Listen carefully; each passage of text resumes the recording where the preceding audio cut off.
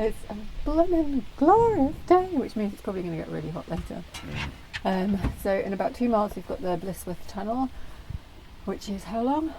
3,000 something yards. It's the third longest tunnel in the system, and it is not apparently completely straight, so that's good fun. So I'm going to have to get my jacket on in a minute. We're going to basically cruise up there and then drop Jo off so she can walk over the roof, and I will plumb the depths of hell myself. Hopefully there's an obvious... Alone in hell. I think I've said, if you want me to stay on the boat, I'll stay on the boat. Alone, going through the darkness. Okay, I'll stay on the boat. On the River Charon.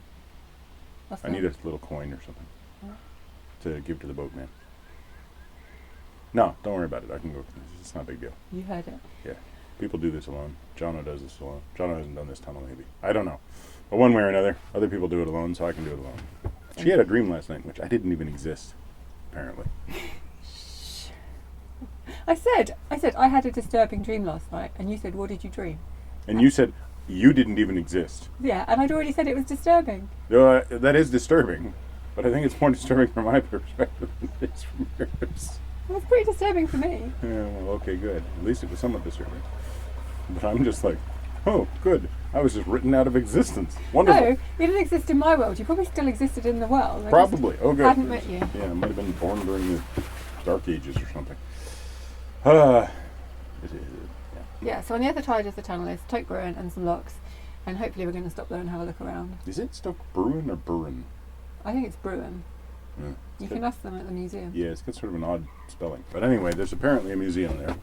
And it's described as being a kind of blissful, ideal canal community where all of the buildings and everything were built right on the canal, and it's supposed to be quite pretty. So looking forward to seeing that. Yeah, and we don't know if we're going to stop there for the afternoon or whether we're going to carry on a bit. So towards Milton Keynes, which is not described as a beautiful community that just goes right on the canal. How do you know? How do you know? Sort of overall impression I get from people who aren't from Milton Keynes. Yeah, exactly. Yeah.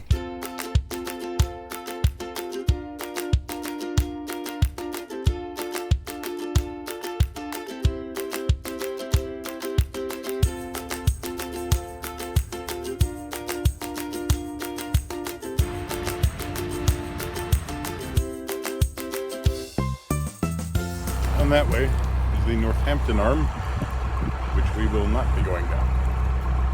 At least not yet. When we come down it, we'll be coming down the other way, hopefully, from the River Nene, or Nene.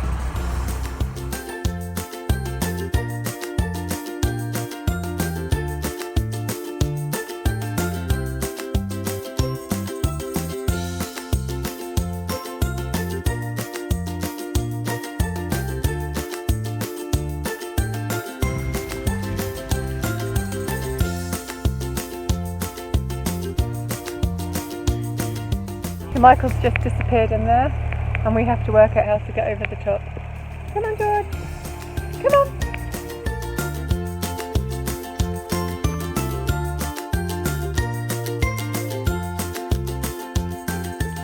So walking turned out to be a bad idea because there's no towpath. It's just the road, and it's not that busy, but there's no pavement or footpath.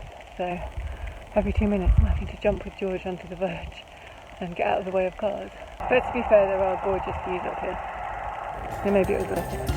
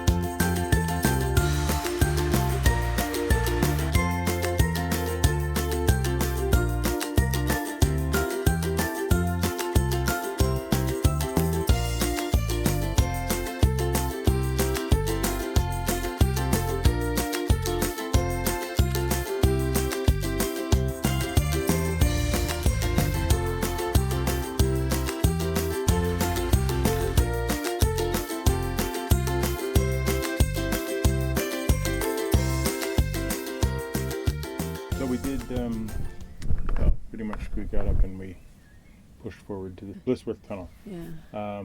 Seems like a week ago. I know. When you drive in, you at first just see a completely black cavern, and then once your eyes start to adjust, you start seeing this little pinprick of lighter colored section, and that is the way out. The tunnel itself was really quite interesting on the inside. There was a few niceties that don't exist or haven't existed in all the other tunnels. There was these little glow-in-the-dark arrows that point backwards, sufficient, to tell you that's the shortest route out. Yeah. About halfway along, for probably at least about 1,000 yards, there was a totally different interior to the tunnel. It was rebuilt with the same kind of modern technology they used to do the channel tunnel. So it's all concrete lined by some sort of automated system. We saw one of the rings. The rings. Yeah. On display just at the south exit. And it's really quite an interesting transition. I tried to get a shot of one of the overhead air vents, though. The air vents were put in when they switched over to the steam tugs. The air vents were used to build it. Yeah, but then they opened them up. They opened them up because the steam tugs were going through there. Because originally it was being done by leggers. Well, originally it was actually done with poles. Wooden poles. But that caused damage to the inside of the tunnel. Yeah. So there were two boats that were passing me, and the first boat was like a hire boat. They were well prepared for the tunnel. They had the tunnel light on, and it was kind of nicely facing towards the wall. The man was at the back with like a headlamp on, and there was a woman at the front who had like a small, very bright maglite type pen light type thing, and for some reason she kept pointing it straight at me.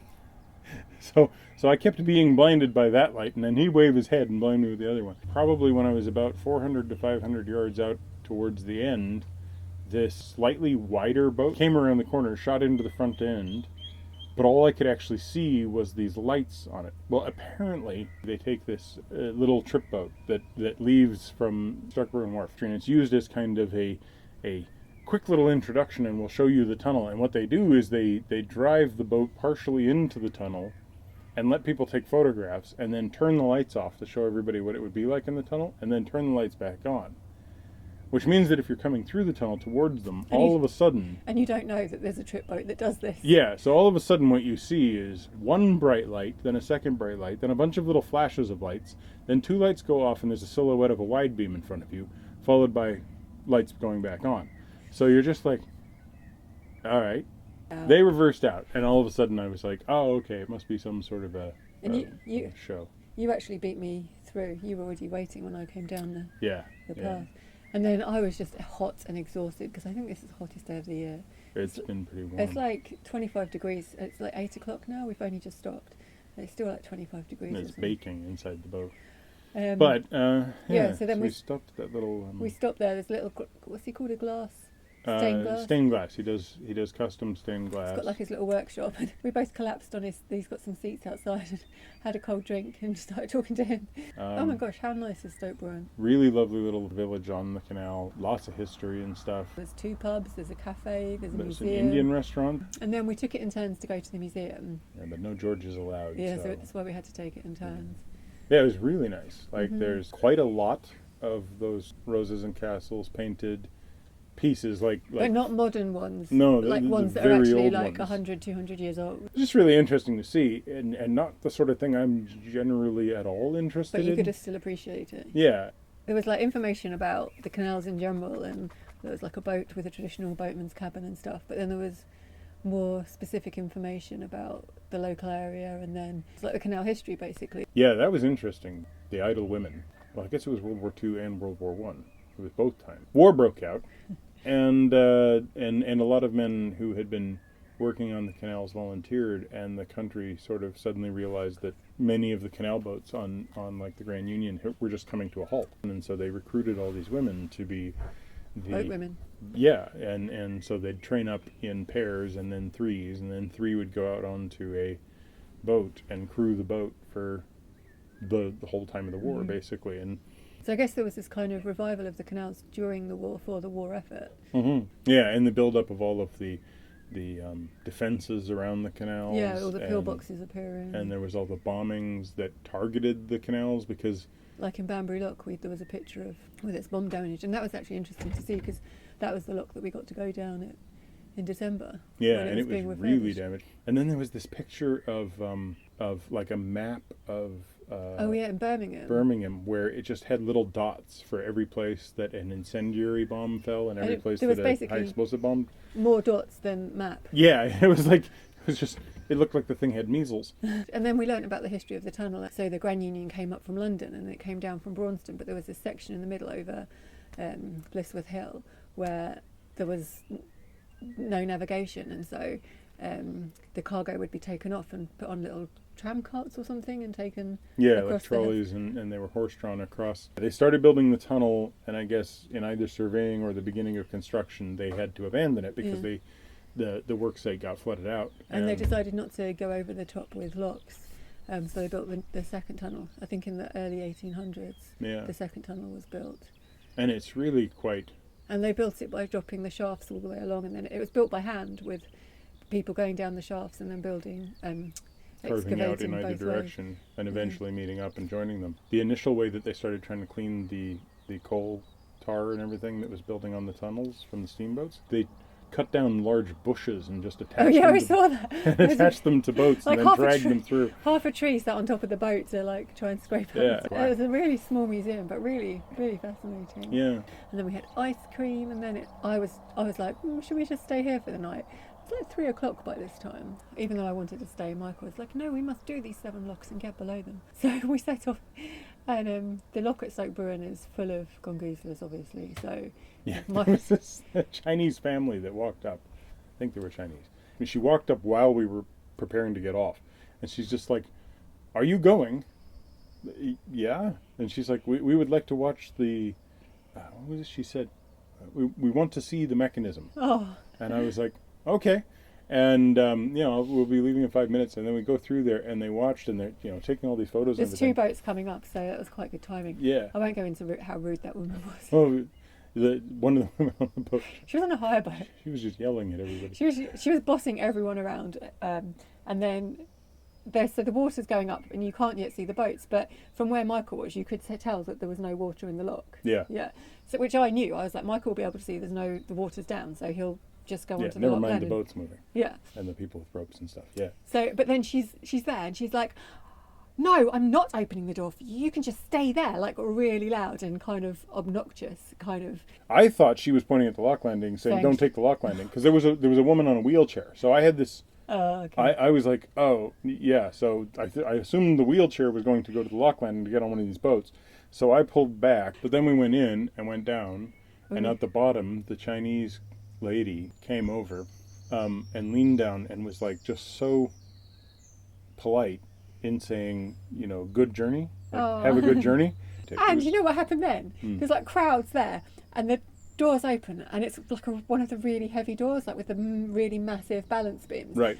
And I'm hanging off it. I'm like crouched right down to get my body weight behind it, and I'm like doing this, and everyone's just watching me, and I'm just like, can somebody come and help me, please? And eventually, this one really nice man walked across the bridge and gave me a hand. But there was like men and women just standing next to me watching. And then I'm pushing out, and as I'm coming out of the lock, and I need to go over to the other side to get to the other lock because it sort of switches positions. This couple at a cafe just... No, it's at the pub. Yeah, well, was it a pub? Yeah. Okay, well, they're sitting outside, and I just see 2 little fluffball dogs and this couple, and all of a sudden I hear the woman squealing. And it turns out it's some of our viewers who've been talking to us on Facebook. We've been talking to them quite a lot because they're in a similar situation to what we were, but the other way around. So she's American and he's British, and so they've been waiting to get their visa, visa, and sort of come back to England and do this. Yeah. And they just bought their boat today, so they're really excited. But it was just like how fluky to meet them. It's like 5 p.m. by this stage, and when we stand and chat to them for like probably an hour. Well, I moved the boat through on my own. Got in trouble for not helping him. Yeah. And I was so busy talking, I didn't really notice what was going on. I'm like, well, yeah, no, I mean, 1 crew, 2 friends, 3 dogs. Sure, I'll do it on my own, no problem. There's 7 locks, and there's quite a gap between the first 2, and we've done the first 2, and then there's 5 more. And there's all these lovely moorings in the shade, and I was like, Michael, let's just stop here. Nope. We have to go I on. have this idea that I want to push on. 'Cause I didn't really film much because you've seen us go through logs a million times, but Yeah, because and these ones there was no traffic, so Joe was able to run ahead and basically set all of them for us. like 2 ahead I was setting, and then Michael was finishing them off, and I was back and forward a bit, so yeah, it was quite efficient. and I was using the trick that I got told about. Thank you everybody for telling me about how to do things better single-handed. The water drops, you open the gate. Water drops, you open the gate, you get the momentum on the boat, you pull it over the lock the gate. You get the boat going out, and there's those steps that are always there at the lock. So, well, not always, but normally there. And then I let the rope run through my hands as I push back the gate. Okay. And then But pretty much the moment that the gate is closed is the moment that I run out of rope. So I just start walking down with it and just step onto the boat, and it looks very, very slick. Like, Yeah, it did actually. yeah. You know what else was funny? We've got 2 aluminium windlasses, and they're really light. I got a blister today from windlassing, but we've got a short-handled one and a long-handled one. For some reason, I've been using the short-handled one, which has got less leverage. And you said to me today, "Do you want this one? It's got the longer handle." I was like, "No, it's fine. I'll use this one." I'm like, she knows what she's doing. And these locks were like really heavy to wind the paddles, and it got to like the 7th lock of the 7, and I was like, "What the hell? Why am I trying to prove something? Yeah, what am I trying to prove by using the shorter one?" Oh, I forgot about the other funny moment. What other funny man? The Chinese lady came up and asked what we were doing, and I said, okay, we'll be going in 5 minutes. So I kind of got this hurry on type thing. You know, you were getting ready, you came over, and you asked for George's lead, so I had it in my pocket. So I reach over, and I don't know why, but I thought I was looking the other direction. she was looking the other direction. I thought she was reaching for the lead, so I just let it go, and it went swoop straight into the canal. And so he gets really arsey with me. Like it was my fault. I'm trying to get the magnet out. I wanted you to keep track of where it had gone. I didn't see you. Yeah. What? Yes, you did see. You were right there, looking the freaking other way. No, I didn't see. But I'm watching it go down into the canal. So the fun thing is, I get out the sea searcher, and I'm very careful to keep it away from my leg. And the boat. And the boat. And then I drop the sea searcher into the bottom, and I'm reefing around, hoping to catch this little piece of metal, thinking I've got like a couple of minutes to get over and not disappoint these Chinese people. I'm trying to help everybody out, sort of thing. I hear this click, so I think maybe I've got it, and I start pulling it out. Bite. And I've got a nappy pin, and then I see the vaguest outline of this in the water. Then I get down on the ground and I reach in and I'm like, oh, I got it. Disaster solved. Yeah, it was. It's been an eventful day. Yeah. You know what? If it had just been like 5 degrees cooler, because we got to the bottom of the logs and we're both done. Like we're spent. We're so hot. We're sweaty. We're disgusting. Imagine if I hadn't bought that ice cream. Oh, and then there's a. Yeah, so it's like a multi-sanitary station. Anyway, they had recycling, so then we pulled over and got the recycling, because that's always a joy and a win. We decided to top the water up, even though we did it 2 days ago. Had a little spray down because it was so hot, even though we had no energy to do any of these jobs. And it's lovely here. We're just in the middle of nowhere. So we pushed along to the first place that I found siding, basically. And there's no one else about. It was a great day. Like, I'm really glad we did today. I think maybe, yes, I probably shouldn't have pushed us quite as far as I did. Thanks for watching. Like, comment, subscribe. Got her laugh.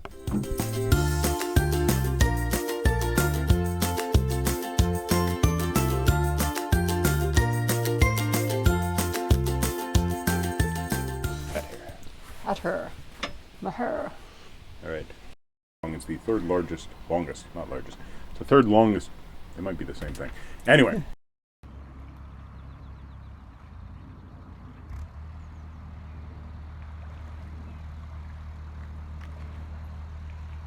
Michael, you've split up the family. Yep. Sorry, little guy.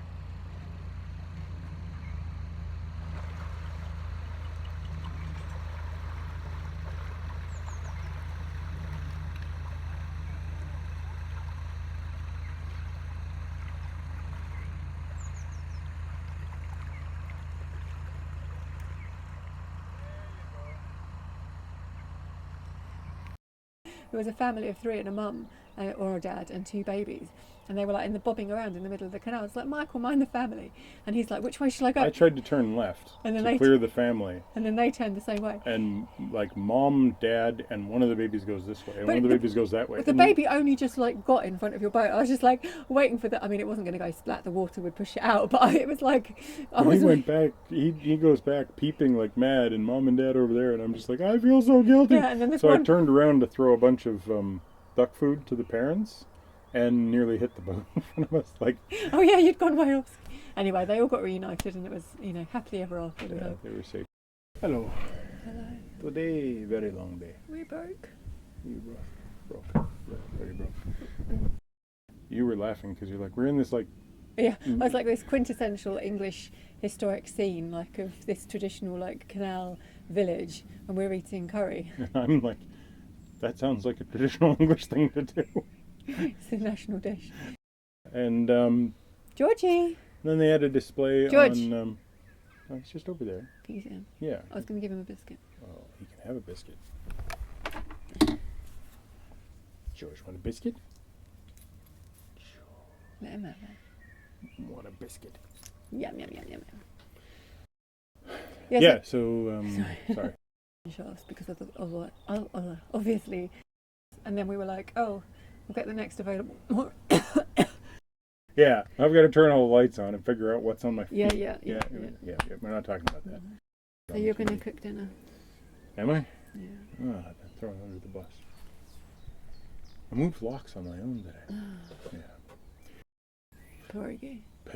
Pierogi with sauerkraut. Yes.